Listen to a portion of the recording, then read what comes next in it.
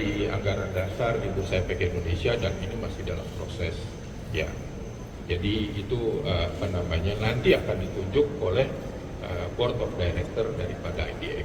Tapi itu sudah ada ketentuannya. Tentunya yang kemarin sekali lagi yang hari Senin segala macam itu akan tetap kita jalankan. Berarti yang ketemu bukan dirut?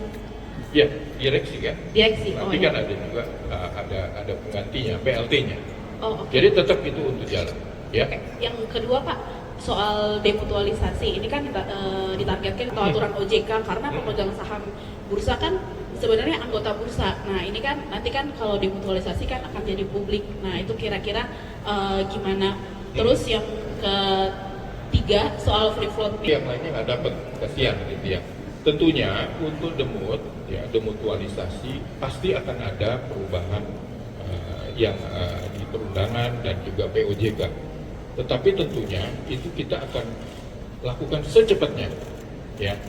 Kalau memang sekiranya harus ada perubahan-perubahan, kita akan lakukan secepatnya, ya. Mudah-mudahan itu bisa dipahami ya kepada teman-teman. Jadi artinya memang kalau memang sekiranya dan tentunya akan ada perubahan-perubahan, ya kita akan lakukan. Tentunya dengan stakeholder yang ada, artinya dengan Kementerian Keuangan atau Kumham dan segala macam.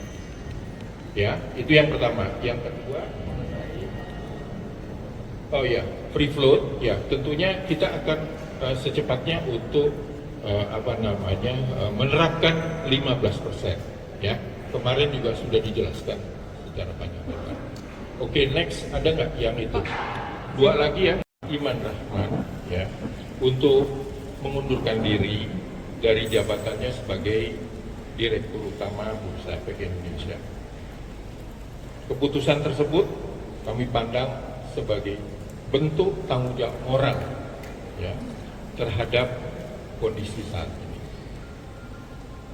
OJK memastikan bahwa pengunduran diri tersebut tidak akan mengganggu keberlangsungan operasional, baik itu dari bursa, clearingnya, dan juga kustodinya.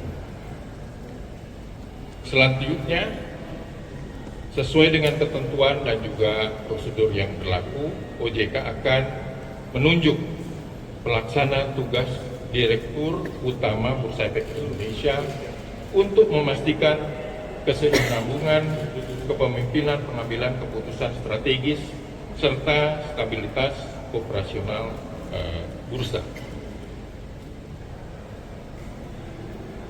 Rekan-rekan media yang saya hormati, seperti yang telah kemarin disampaikan oleh Pak Ketua dan juga kami akan berkantor di sini, ya, tentunya di OJK dan juga di sini, dan tentunya kami akan mengambil peran utama reformasi keberlanjutan yang telah kami sampaikan kemarin ini.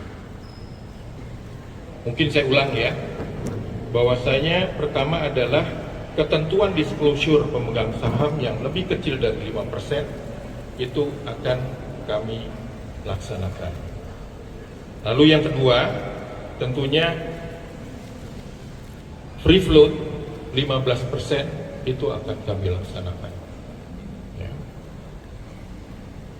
Yang ketiga, itu adalah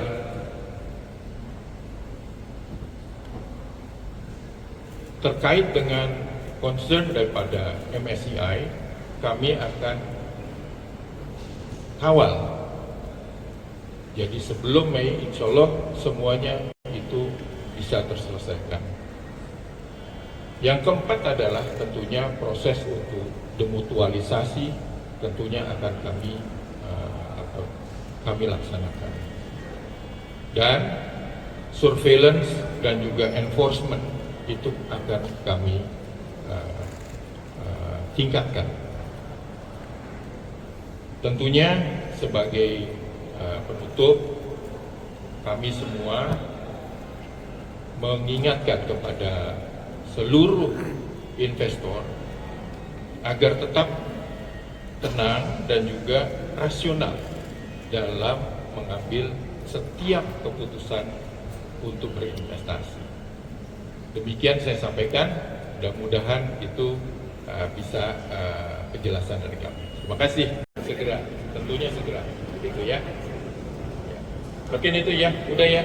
Ini semuanya akan kita kaji ya, secara secara kondusif gitu ya, proporsional. Bahwasanya kita akan welcome kepada siapapun pemegang saham ya. Ya, jadi kita tentunya akan welcome kepada itu sesuai dengan undang-undang. Next, ada nggak? Ya, selamat sore siang Pak, saya Dais dari Stockwood.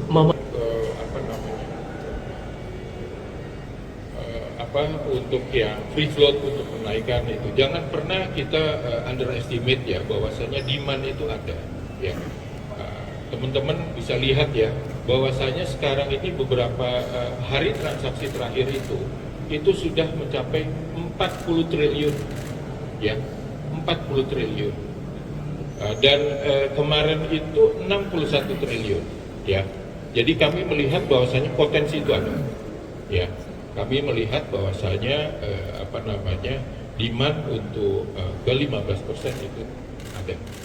Pak Inarno, saya Yuliana dari Kompas mau tanyakan. Itu tanpa dengan MSCI, memang itu adalah target kita. Pertama adalah pendalaman pasar, liquidity akan meningkat. Jadi tanpa adanya MSCI itu kita tetap akan melakukan free float. Ya, terkait dengan berapa persen, kita tetap optimis bahwasanya 15% itu tercapai.